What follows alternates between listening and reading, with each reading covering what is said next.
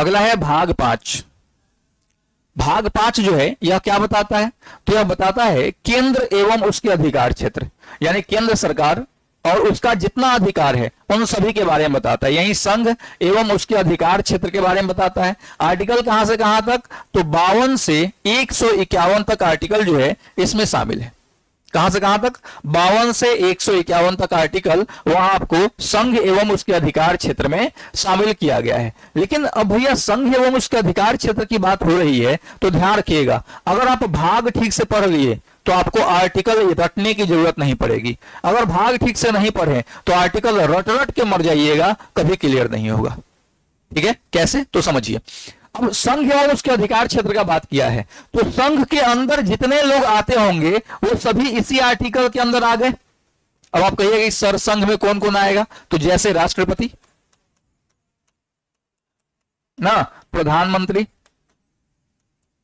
मंत्रिमंडल, मंत्रिपरिषद,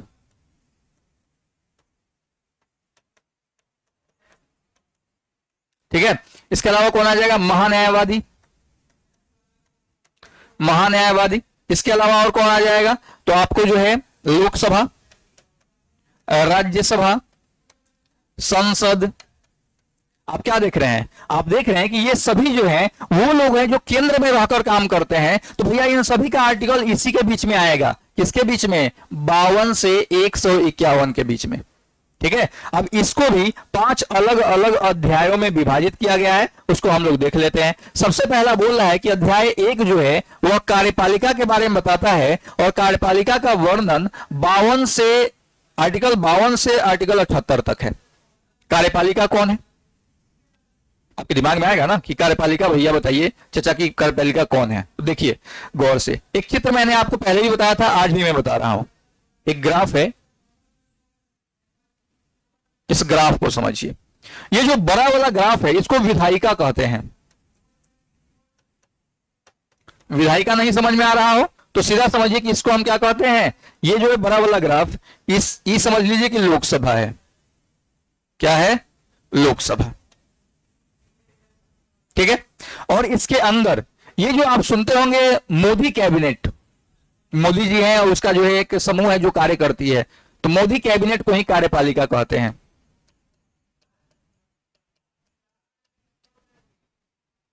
बात समझ में आया? जैसे बिहार को ही समझ लीजिए, बिहार के हिसाब से थोड़ा सा देखते हैं, लेकिन ध्यान रखिएगा बिहार जो है इसके अंतर्गत नहीं आएगा। बिहार का कुछ भी इसके अंतर्गत नहीं आएगा। मैं छोटे स्तर पे एग्जांपल के तौर पर समझा रहा हूं। बिहार में नीतीश कुमार हैं, ठीक है। बिहार में विधानसभा है तो विधानसभा विधायिका हो गई, और जो नीतीश कैबिनेट हो गया वह कार्यपालिका हो गया। और आपने देखा होगा लगभग कितने दिन पहले, मुझे लगता है कि 8-9-10 महीना पहले नीतीश सरकार गिर गई थी। तो नीतीश सरकार गिरने का मतलब विधायिका का गिरना नहीं है, नीतीश सरकार गिरने का मतलब कार्यपालिका का गिरना है। नीतीश सरकार गिर गई, नीतीश का जो गठबंधन था वो आरजेडी के साथ था, सरकार गिरी। अब दोनों जो है सो नीतीश कुमार गिर गई सरकार, तो ऐसा नहीं कि विधानसभा का चुनाव होगा, बिल्कुल नहीं होगा। क्योंकि अगर कोई किसी पार्टी के पास बहुमत है तो राज्यपाल उसको संबोधित कर सकते हैं, उसको इन्वाइट कर सकते हैं कि भैया आइए आप सरकार बनाइए, सरकार बनाने के लिए पहल कीजिए।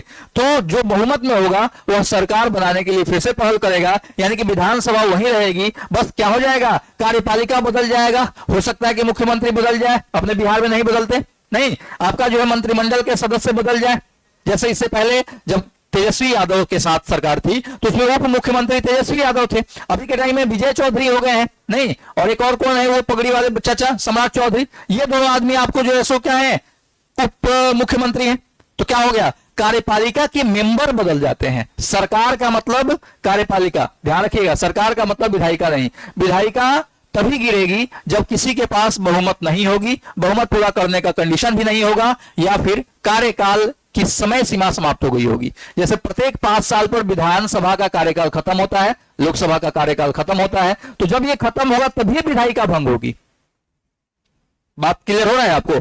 चलिए, तो मैंने वही बोला कि अध्याय 1 जो है कार्यपालिका के बारे में बताता है। इसका मतलब है कि इसमें मोदी जी और मोदी जी के कैबिनेट के बारे में हमको जानकारी प्राप्त हो सकती है।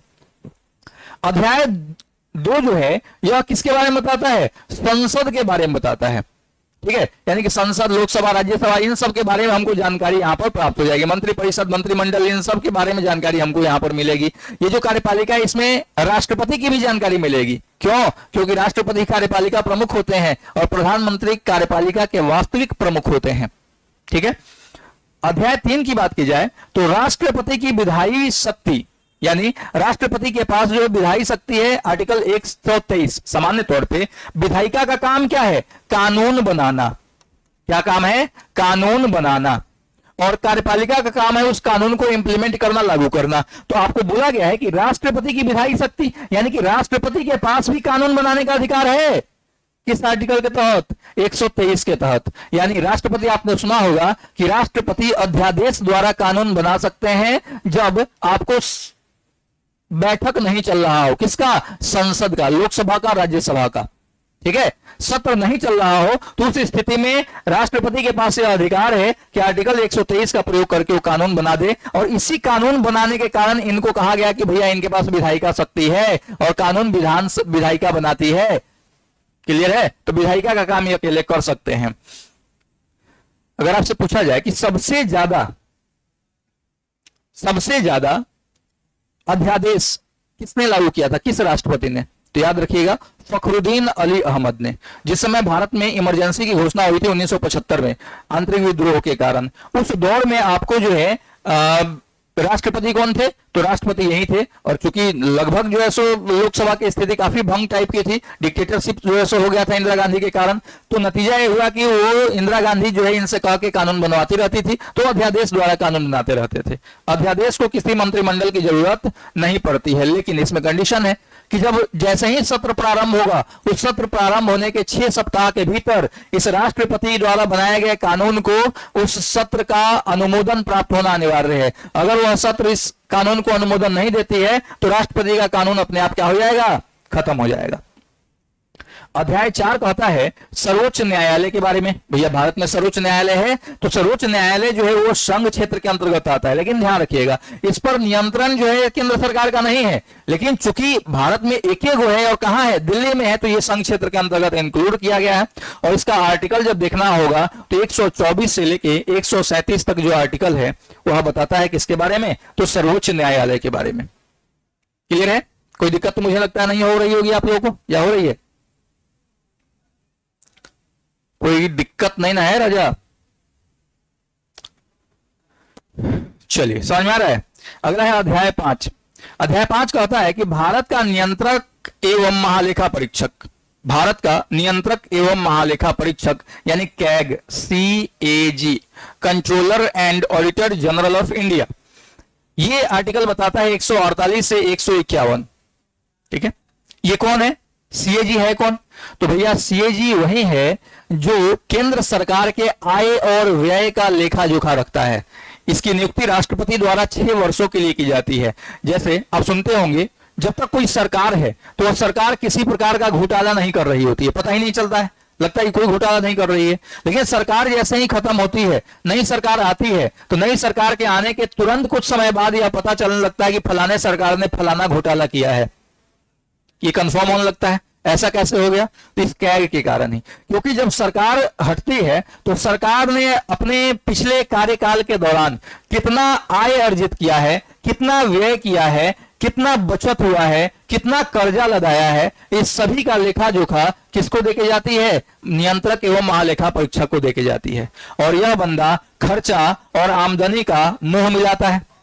अगर खर्चा के बराबर आमदनी है या खर्चा से कम आमदनी है और जो बचा हुआ पैसा है इसको दे दिया गया, या फिर खर्चा से ज्यादा आमदनी है तो इस आमदनी से ज्यादा खर्चा है तो कर्जा कितना आया है, ये सब का अगर मुंह मिल गया इसका मतलब घोटाला नहीं हुआ है, अगर नहीं मिला इसका मतलब घोटाला हो गया है।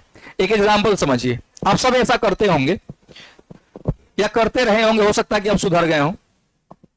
जब आप गांव में होते थे और आपको पिताजी 100 रुपया दिए, बोले कि बाबू जाओ बाजार है आज जाके सब्जी लेकर के आओ, लेकिन बाबूजी ये नहीं बोले कि बेटा वो समोसा भी तुम खा लेना, वो तो बोले नहीं है।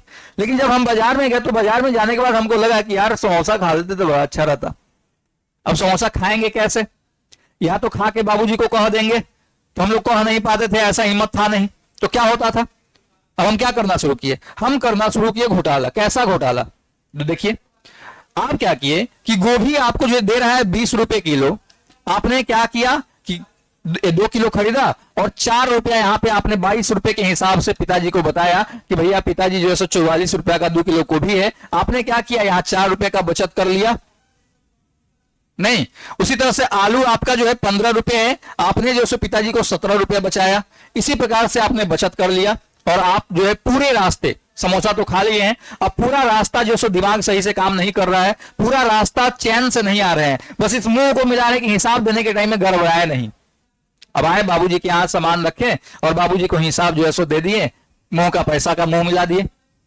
बाबूजी देखिए बाप बहुत अच्छा लड़का है, सब कुछ बता दिया। नहीं, अभी तक कोई दिक्कत नहीं, आपने कोई घोटाला नहीं किया है।